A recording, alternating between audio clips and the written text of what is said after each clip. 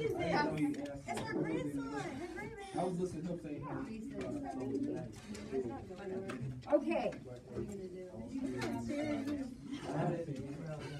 All right, so I need, guys, I know this is hard, but it's going to be easier if we all just cooperate. Okay?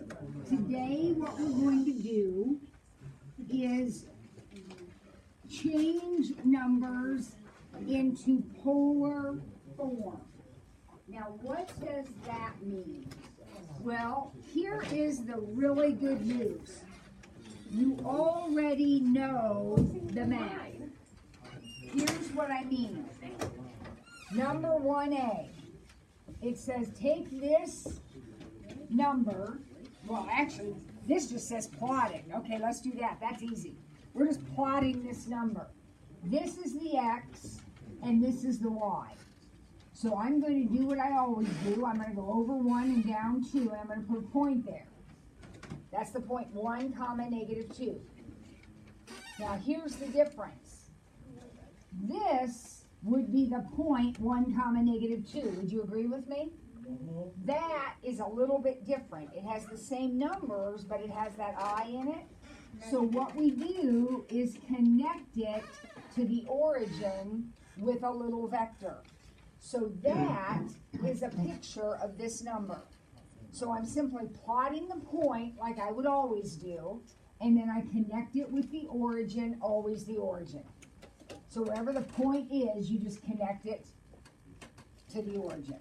So the next one, negative 2 plus 3i, do the same thing. This is negative 2, positive 3. So there's my point.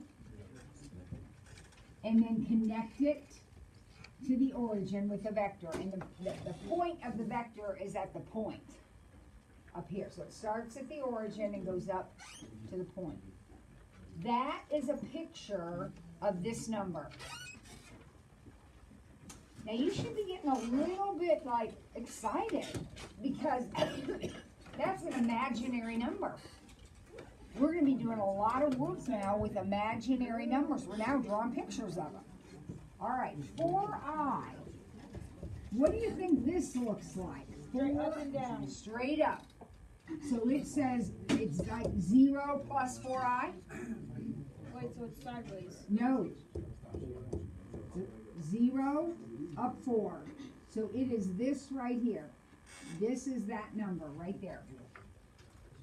Wait, why is it? Malcolm? Can you wait? Well, who's the other one that wanted to use the restroom? Well, I'll wait because he is more than Oh, I asked at the beginning. I'm trying to help you out. You can't wait, Malcolm? Huh? Go. And when he gets back, Judy, you can go. All right, write the number in trigonometric polar form. All right, so are we okay with the graphing? Yes. All right, so now we're moving to the next step, which is we're going to take one of these numbers like this, and we're going to change it into polar form. Now, if I graphed this, which you all know how to do because we just talked about it, if we graphed it, it would look like this. There's our triangle. Would you agree with that? The triangle that we draw all the time? This is R. The vector that you drew, that's the R. How long is the R this time? Wait. You got that. 5. Yeah. Wouldn't it be 5? 3, 4, 5. 3 squared plus 4 squared. Take the square root. That's how we find magnitude, right?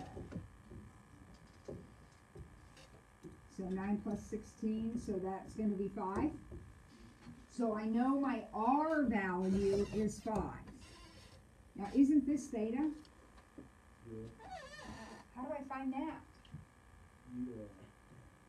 Second tangent. Isn't that how you did it on the quiz? And so second tangent, 4/3. What's that give me? 50 something maybe? 60 something? What is it? 51.3? 53.13? So we just figured out that R is 5 and theta is 53.13. We just figured that out. Now, do I need to add 180 or do anything to this angle? No, because it's in quadrant 1. So it's done. Okay? On the quiz you took, I gave you an ordered pair, like 3, 4, and I said change that into polar. And so you would say 5, 53.13. Would you agree with me? If we had started with an ordered pair, this would be our result. So what's the answer? Because we didn't start with an ordered pair, we started with something that has an I in it. So we're going to use these same two numbers, but we're going to write it this way. 5 CIS, so I'll tell you what that stands for in a minute, 53.13. You can say sis if you want. That is the answer to the question. Now, before we talk about the newness of the CIS, let's talk about the old news. Did you know how to find that 5? Yep, magnitude, x squared plus y squared equals r squared. Did you know how to find that direction angle? Yep, same way you've always done it. So the only difference is, instead of writing the answer like this, we're writing it like this. The math is the same. Well, Mrs. Ford, how am I going to know which is which? Well, here's the problem on the quiz. It was an ordered pair. So how did I write my answer? An ordered pair. This is not an ordered pair. This is a thing with I in it. So when I write my answer, I have to have an I in it. This stands for cosine I sine. What am I hearing?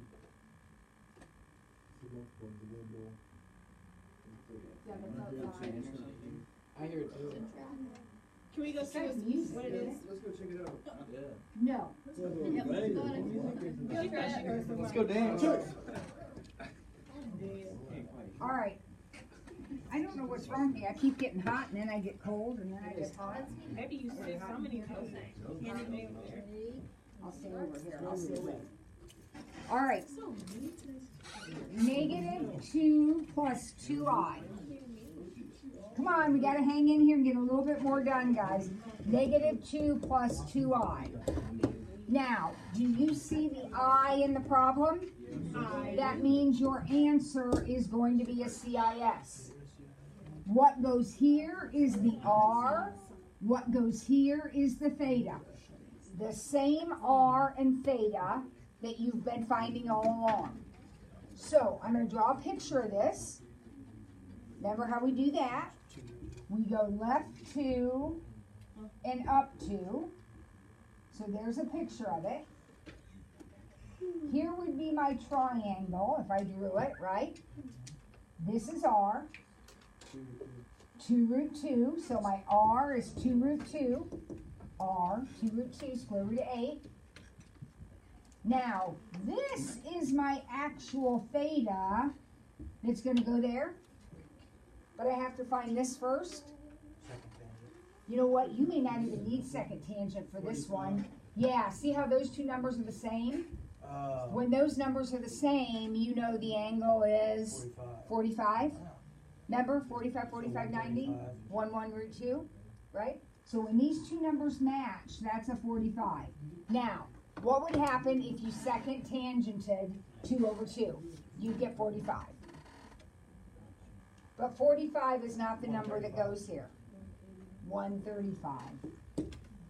So that is the answer to question number 2.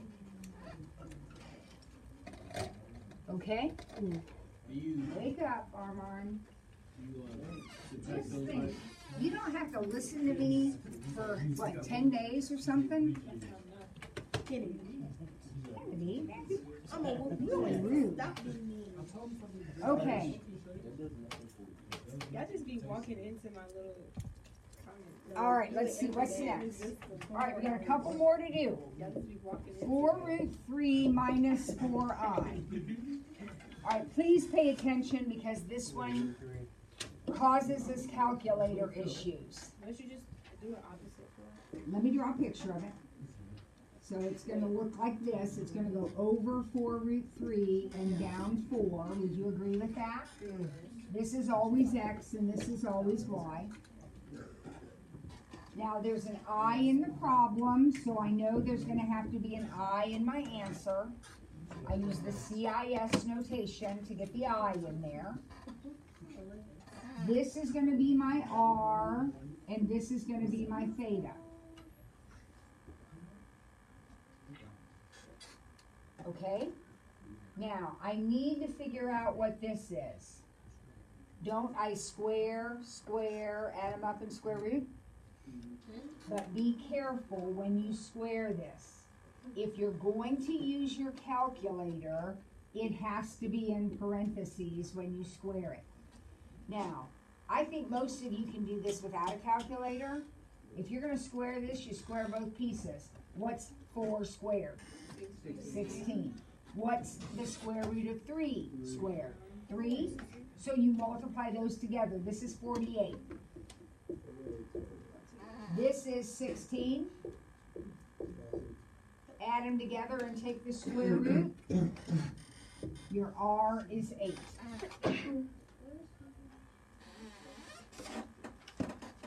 Now you're welcome to use a calculator. You're going to have a calculator, but please make sure you put that in parentheses. All right, now theta.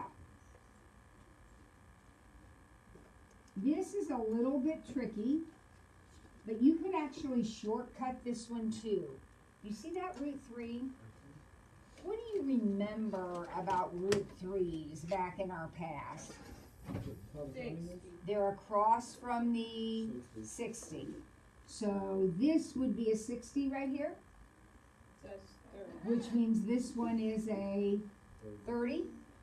Now, could I do second tangent? Absolutely. But with some of these special ones, it isn't always necessary. Don't put a 30 here. What goes there? 330. So the answer to the question is 8 CIS 330. Now, take your calculator out. Let's say you didn't notice that it just didn't occur to you that, oh my gosh, that's a 30, 60, 90 triangle. So if you were looking for this angle, you would second tangent negative 4 over 4 root 3. Would you agree with me? That's what you'd put in? All right, you got one of two choices. You're either going to, before you type it in, cancel these 4s, which you could do, and then you would be typing in second tangent negative 1 over root 3. If you leave it like this, which is perfectly okay, you're going to hit second tangent, parentheses are going to pop up, negative 4 divided by parentheses 4 root 3. We talked about it over here, that when you square that, if you're going to do it on the calculator, it's got to be in parentheses. When you have a double number like 4 root 3, anytime you put that in your calculator, it has to be put in parentheses. Do you hear me say that? Because dollars to donuts, somebody's going to miss this problem because you're not going to put those parentheses in. What is that phrase, dollars to donuts? I have no idea. My dad says it all the time. Like my mother says, wake up and smell the coffee. What does that mean? I don't know what that means either, but that's what they say. Get real. Lil Wayne says that. Okay, now, here is our final answer for that problem. Last one in this section, 6i.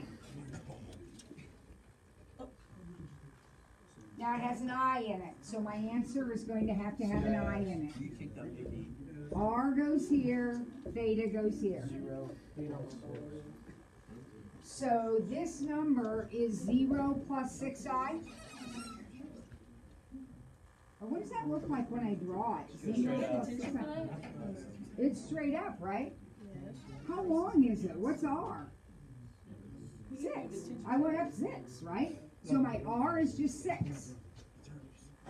What's my theta? 90. 90.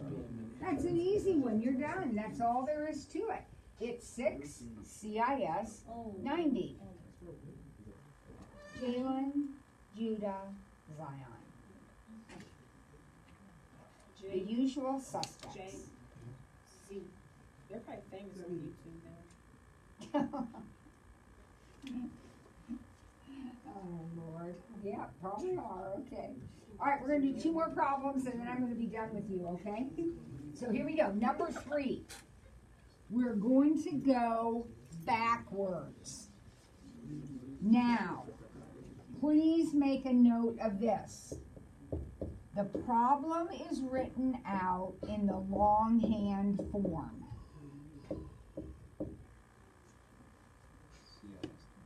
That is shorthand, or the short version of that would be 5 CIS 20. Cosine, I, sine. Right there. This is the shorthand version of the number. These are exactly the same thing. So when you look at this, what's R? 5. What's theta? 20. So your job is to find X and Y. Well, remember, always and forever, X is our cosine theta, Y is our sine theta. Well, there's R, there's theta. So I'm just going to type it in on my calculator. What's 5 cosine 20? 4.7. And then what's 5 sine 20? 1.7. So what do I put in the answer blank? Well, go back to the problem. Did the problem have an I in it? Yep. Yes? So I can't put just X comma Y. I have to say 4.7 plus 1.7 I. There's my X, there's my Y, but I can't put them in a coordinate pair because that isn't the way the problem was. The problem had an I in it. So my answer has to have an I in it. Jalen, is your hand up? Okay. All right, we're going to do one more. I want you to hang on to this problem, guys, because it's your last one for over a week. I know. Sad, sad, sad. 8 CIS 12. Your job is to change it to complex form.